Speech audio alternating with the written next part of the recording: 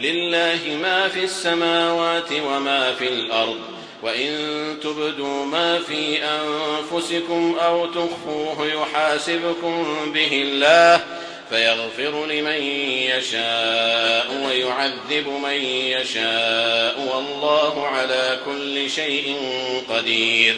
آمن الرسول بما أنزل إليه من ربه والمؤمنون كل آمن بالله وملائكته وكتبه ورسله لا نفرق بين أحد من رسله، وقالوا سمعنا وأطعنا غفرانك ربنا وإليك المصير.